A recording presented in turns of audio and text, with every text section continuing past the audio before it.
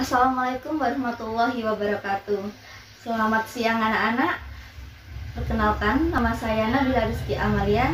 Saya dari Institut Agama Islam Negeri Jember, dari Tadris Biologi. Jadi saya di sini sedang melaksanakan magang 2. Jadi saya di sini diberi amanat oleh pihak kampus untuk mendampingi dan mengajar anak-anak sekalian kelas 11 IPA di SMA NU Bondowoso.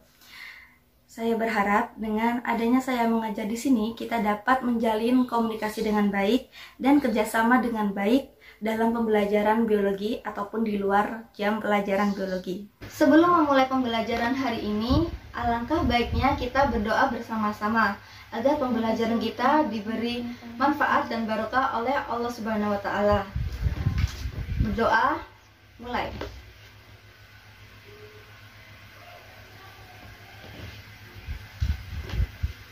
Nah, anak-anak, kemarin kan sudah kalian pelajari materi sistem gerak, yakni tulang. Pada pertemuan kali ini, Ibu akan menjelaskan lebih lanjut mengenai persendian. Nah, mengapa sih kita harus mempelajari ketiga hal itu, seperti tulang, persendian, dan juga otot? Karena ketiga hal tersebut itu tidak dapat terpisahkan antara satu dengan yang lainnya. Coba saja, sekarang kalian bayangkan. Jika kalian memiliki tulang, tapi kalian tidak memiliki persendian ataupun otot, maka apa yang terjadi? Maka kalian tidak akan dapat bergerak seperti sekarang ini. Maka dari itu, pada pertemuan kali ini, kita akan membahas lebih lanjut mengenai persendian. Sebelum Ibu memulai pembelajaran hari ini, Ibu akan menjelaskan tujuan pembelajaran pada pertemuan kali ini. Tujuan pembelajaran pada pertemuan kali ini diantaranya: siswa mampu menyebutkan komponen penunjang sendi, siswa mampu mendefinisikan persendian, siswa mampu membedakan sendi berdasarkan tipenya, dan siswa mampu mengidentifikasi kelainan pada persendian. Nah, di sini terdapat kompetensi inti dan kompetensi dasar pada pertemuan pembelajaran kali ini. Langsung saja ya anak-anak, kita lanjut ke persendian. Jadi, pada persendian ini terdapat 4 submateri yang terdiri dari komponen penunjang persendian, pengertian dan tipe-tipe sendi, contoh sendi, kelainan-kelainan sendi.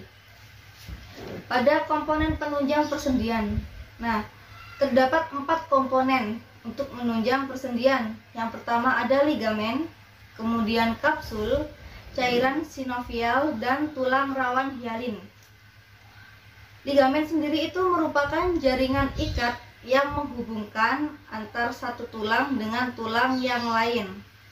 Kemudian untuk kapsul sendi.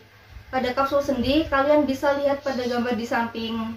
Nah, di sini terdapat kapsul sendi. Kapsul sendi ini merupakan lapisan serabut yang melapisi sendi dan menghubungkan dua tulang yang membentuk persendian. Komponen ketiga ada cairan sinovial. Nah, cairan sinovial ini apa sih? Nah, cairan sinovial ini merupakan cairan pelumas pada ujung-ujung tulang yang terdapat pada kapsul sendi.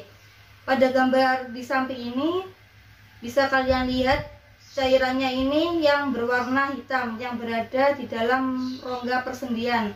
Tapi aslinya bukan warna hitam ya anak-anak, ini hanya perumpamaan saja.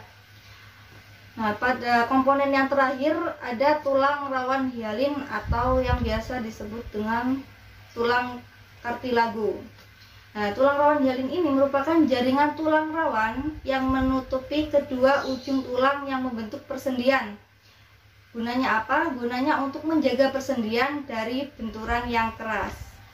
Selanjutnya kita lanjut ke pengertian sendi. Jadi sendi itu merupakan penghubung antar tulang yang satu dengan tulang yang lain sehingga tulang dapat digerakkan.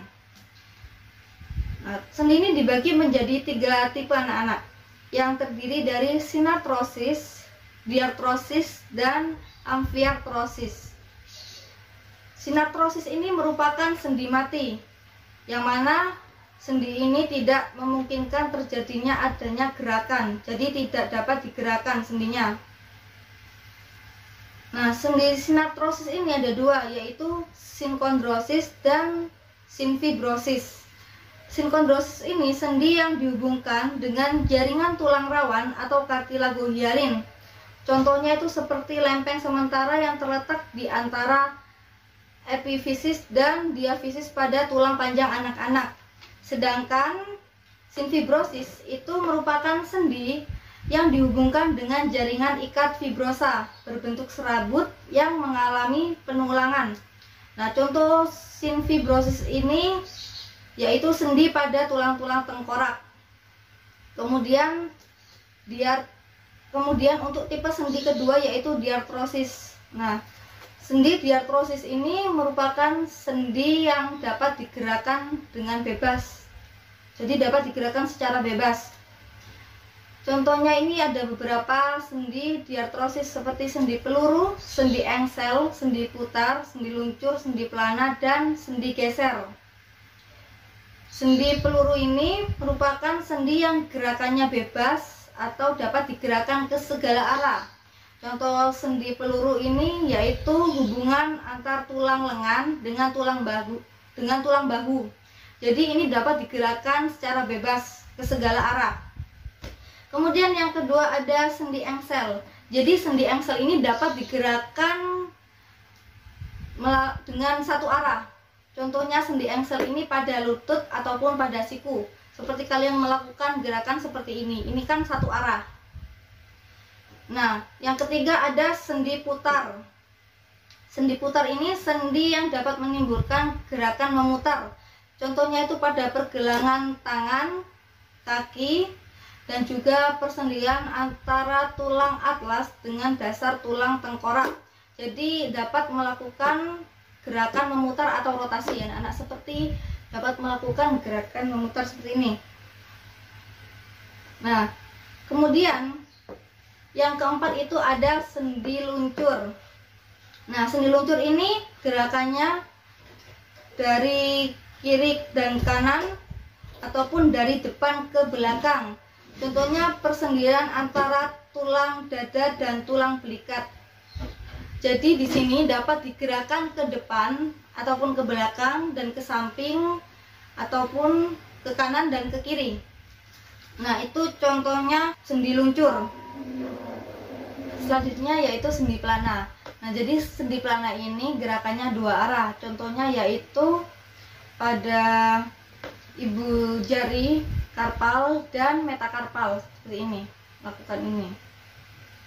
Ibu jari karpal dan metakarpal. Kemudian selanjutnya ada sendi geser. Nah, sendi geser ini sendi yang melakukan gerakan menggeser. Contohnya itu antar tulang pergelangan tangan dan tulang pergelangan kaki. Nah, kemudian untuk tipe selanjutnya yaitu amfiartrosis. Jadi amfiartrosis ini sendi yang melakukan gerakan secara terbatas. Nah, amfiartrosis ini terbagi menjadi dua, yaitu simfisis dan sindemosis. Jadi simfisis ini merupakan sendi yang dihubungkan oleh kartilago serabut. Contohnya itu seperti sendi antar tulang belakang dan tulang kemaluan. Selanjutnya sindemosis. Nah, sindemosis ini merupakan sendi yang dihubungkan jaringan ikat serabut dengan ligamen. Contoh dari sendi sindemosis ini yaitu pada antar tulang betis dan tulang kering. Nah, bisa dilihat di slide PPT-nya. Jadi sendi sinartrosis ini contohnya pada tulang tengkorak.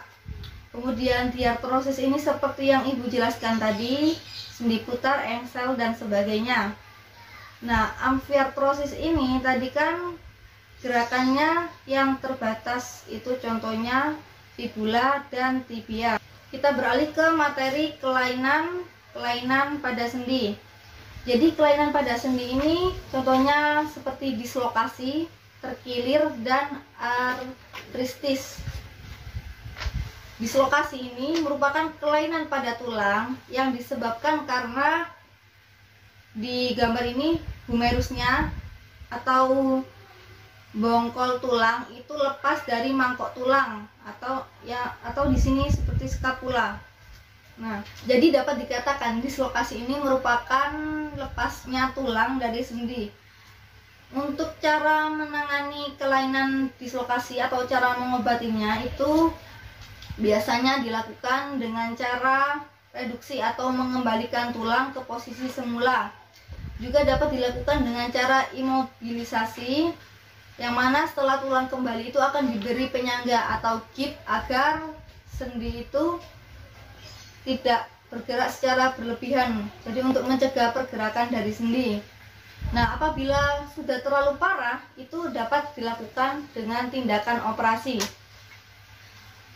Untuk kelainan pada sendi selanjutnya, nah biasanya ini kan kelainan sendi yang terjadi pada banyak orang seperti terkilir atau kesleo. Nah, pasti kalian pernah biasanya terjadi kelainan seperti ini.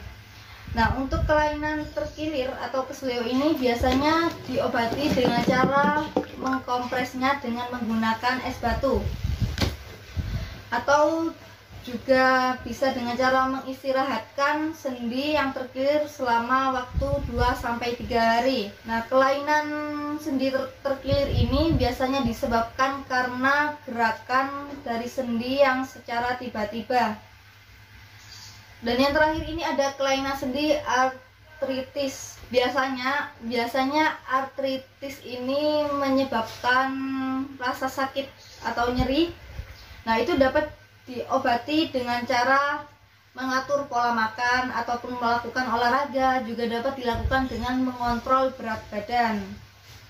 Contoh dari kelainan artritis ini seperti rematik. Kemudian anak-anak, di slide terakhir ini ada beberapa soal yang harus kalian kerjakan ya. Jadi pengerjaannya itu kalian bisa mengerjakan di kertas atau di buku tulis atau dimanapun, di catatan juga boleh. Kemudian kalian foto ataupun juga bisa kalian ketik, kemudian kalian kirimkan ke ibu, bisa melalui WhatsApp ya tugasnya. Jadi tugasnya ini secara individu, bukan secara kelompok. Apabila kalian masih ada yang belum dipahami atau belum mengerti, bisa kalian tanyakan pada ibu di forum diskusi di Telegram ya nanti anak-anak. Baiklah, terima kasih anak-anak atas waktu dan perhatiannya. Wassalamualaikum warahmatullahi wabarakatuh.